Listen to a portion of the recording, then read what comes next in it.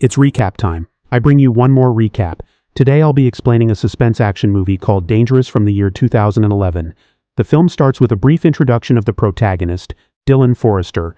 We find him inside a room for convicted people practicing his boxing skills. He is engrossed in reading letters from his brother, who reminds him to leave his past behind once he gets his parole. Soon enough, Dylan reads another note from a female friend, which tells him about the funeral date of his brother.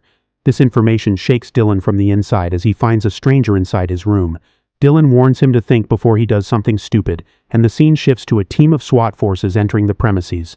They find the intruder inside the bathroom and notice that Dylan has successfully escaped the building. One of the officers, Agent Shaughnessy, takes a closer look at his medicine pills and finds a connection to his therapist. The officer knocks at the door of Dr. Alderwood, who greets him with much confusion.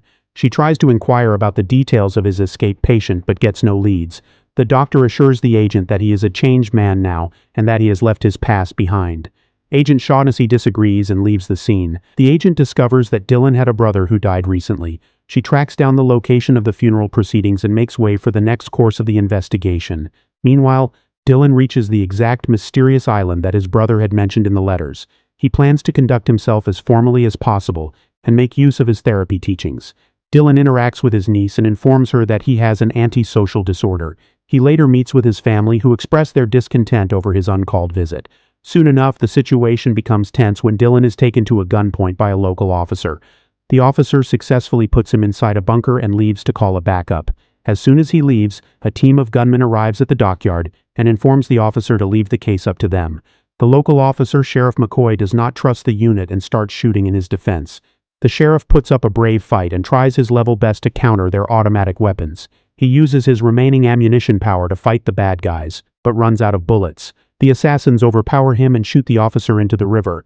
Dylan overhears the firepower sound and asks the hotel owner to hand him the gun. The bad guys hijack the entire hotel and start to find Dylan in the place. The family members remain perplexed and plead their innocence. The assassins make sure to tie all of them together before proceeding with the next set of events. One of the guys checks out the bunker and finds the hotel owner trapped inside the cell instead of Dylan. He starts to interrogate the lady inside the cell, but Dylan appears out of nowhere. He is able to dismantle the bad guy and leave him unconscious. Later on, the lady inquires from Dylan as to why he has not killed the man. The former convict replies that he has left that past behind and is a changed man. The scene shifts back to the upper room where one of the tied attendants escapes the scene. He starts running in haste and is chased down by one of the bad guys. Eventually, the bad guys take down the man on the run with a sniper. The leader of the assassins warns the rest of the family to comply with his instructions, or it will lead to total chaos.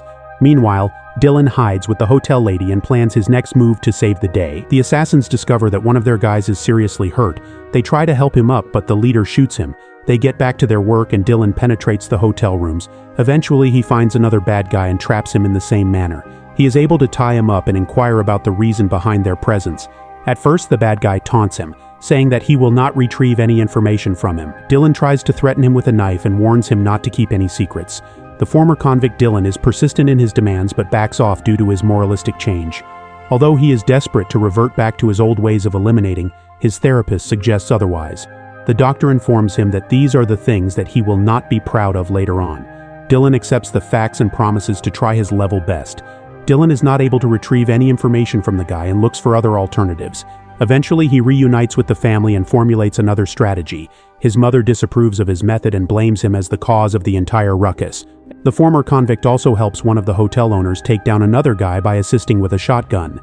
This leads to the bad guy being blind in one eye and running for his life. The act leaves everyone impressed except Dylan's mother. She decides that enough is enough and that he needs to leave now, and as Dylan prepares to leave, he learns about the mysterious circumstances surrounding his brother's death. He leaves through the back door and is shortly located by the sniper. Although he is able to escape, a call with his therapist makes him realize that his family needs him and that there must be a way to help them. Meanwhile, the leader of the assassin group notices a sign outside their home, which says that D is gone. They try to carry forward their ulterior motives and try to get back inside the house. Dylan starts to work towards his plan of taking out the bad guys one by one. At first, he targets the sniper, who has been making things difficult for everyone. He makes his way inside the house and finds one of the bad guys attacking his niece. Dylan engages in hand-to-hand combat with the bad guy and punches him to the ground. The assassin group member overpowers him shortly and kicks down Dylan. In a last attempt, Dylan uses a toy submarine to attack his artery and eliminate the bad guy. The former convict then reaches downstairs and finds one of the guys holding a lady at gunpoint. He uses his shooting skills to overpower him, and he shoots the guy in the shoulder. The injured bad guy leaves using the front door and informs the leader about the entire ordeal.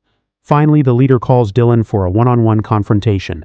The former convict interacts with the assassin leader, and we come to know that they were former partners. The leader tries to convince Dylan to join the group again, but he refuses.